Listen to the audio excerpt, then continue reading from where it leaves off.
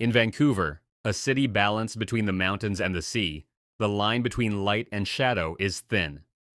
Rain glazes the streets, reflecting neon and secrets alike. It's a place where the city hums quietly, and sometimes people vanish without a sound. The last time anyone saw Ava McKenzie, she was checking her watch. It was 2:37 p.m., October 12th, 2010.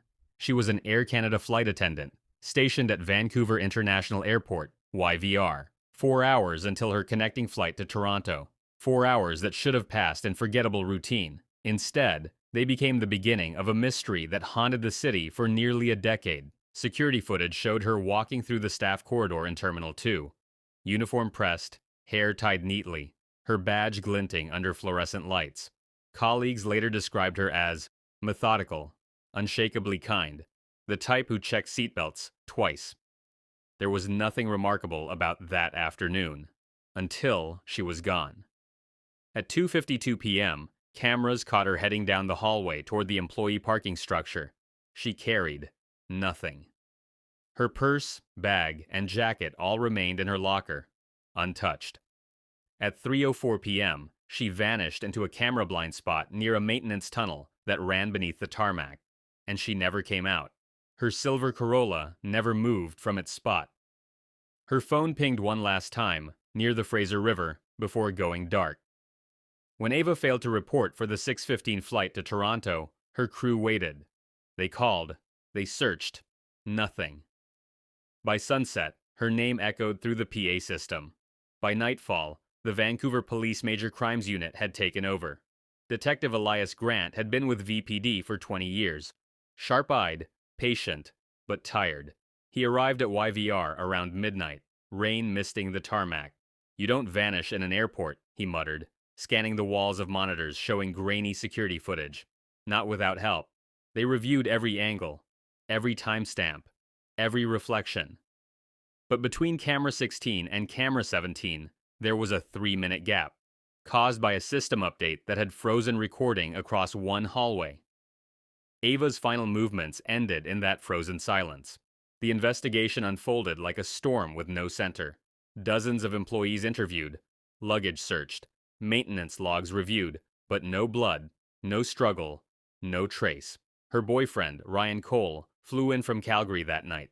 He told detectives she'd sounded tired but fine during their 2:30 call. "She said she'd see me Sunday," he whispered. "She never missed a flight in her life." The airport turned inside out. Forensics teams swept ventilation shafts, fuel tunnels, drainage lines. Dogs combed the shoreline where the Fraser River curls behind the runway. Nothing. Detective Grant stared at Ava's locker the next morning. Untouched, immaculate. A granola bar half-eaten, her wallet, ID, and that small silver pendant shaped like an origami crane. Her mother had given it to her for luck. Grant wrote in his notes, "Clean disappearance. No digital footprint. Someone erased her. Efficiently." But who could erase a person in one of the most monitored spaces in the country? Weeks passed. Leads crumbled. A baggage handler claimed to have seen a white utility van idling by the maintenance exit around the time Ava disappeared. But there were 47 registered white vans on airport property that day.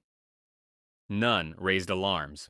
By December, the case was cold, and the file, McKenzie, Ava, missing person 2010-10212, slid into the archives of unsolved disappearances, where it gathered dust among ghosts. For 8 years, Ava's face lingered on missing posters, fading with each winter rain. Her mother, Marianne, kept the porch light on every night, in case she finds her way back. Ryan moved to Edmonton, but returned every October 12th, standing near Gate 23, staring down the corridor where she was last seen. And then, in 2018, the future intervened. A new task force launched that spring, Project Echo, an experimental partnership between the Vancouver Police Department and a local AI company, Vigilante Systems. Their mission: feed thousands of unsolved cases into a machine learning model built to detect hidden correlations, digital anomalies, overlapping patterns, environmental consistencies, things the human eye could never track. The AI wasn't built to think like a detective. It was built to see, across timelines, across data, across chaos. Detective Grant, now semi-retired but consulting for ECHO, was skeptical. "You can't program intuition," he told the engineers. "You can't teach a machine to smell a lie." But when the first dataset loaded, 10,000 hours of archived CCTV, flight logs, maintenance schedules, financial records, the AI found something no human had: a digital ghost. It started as a light anomaly: 3 seconds of corrupted video from camera 17, Ava's last known location. Every technician for years had dismissed it as static interference, but the AI enhanced the frame, pixel by pixel, reconstructing missing data using cross-reference patterns from nearby cameras. At frame 24, timestamp 3:04:17 p.m., the algorithm identified the faint reflection of a metal object, cylindrical, waist height, caught in the glass of a vending machine. It wasn't airport equipment. The AI cross-compared the shape with the maintenance inventory of YVR circa 2010. One match surfaced: a hydraulic jack, used by ground service mechanics. The machine learning model then analyzed the reflection's color temperature, ambient shadows, and directional light, and reconstructed a silhouette. A man, wearing a high-visibility vest. He was walking 2 meters behind Ava. Detectives froze when they saw the rendered footage. "Run it again," Grant said quietly. The system obeyed. The figure remained, slightly blurred, but real. They cross-referenced every employee scheduled near that hallway. 2 names matched the shift time. One of them belonged to Graham Holt, a senior maintenance engineer who'd retired in 2012 after 25 years at the airport. The AI didn't stop there. It accessed open databases, traffic cameras, security logs, even satellite reflections from that day. It traced a white Ford Econoline van registered to Holt's company, entering the maintenance zone at 2:55 p.m. and leaving at 3:21, 26 minutes later. The license plate had been smudged by mud and unreadable to human reviewers, but the AI enhanced heat signatures from surrounding pixels, isolating thermal residue left by the digits. The reconstructed plate matched Holt's van. Exactly. Detective Grant felt his pulse in his throat. For 8 years, they'd had this footage. 8 years of blind spots. And an algorithm, lines of code, had seen through it all. They reopened the case immediately. Grant and his partner, Detective Raina Cho, drove to North Vancouver to Holt's property, a weathered cabin hidden among fir trees overlooking Indian Arm. The man was 71 now, retired, living alone. He answered the door in a flannel shirt and calm eyes.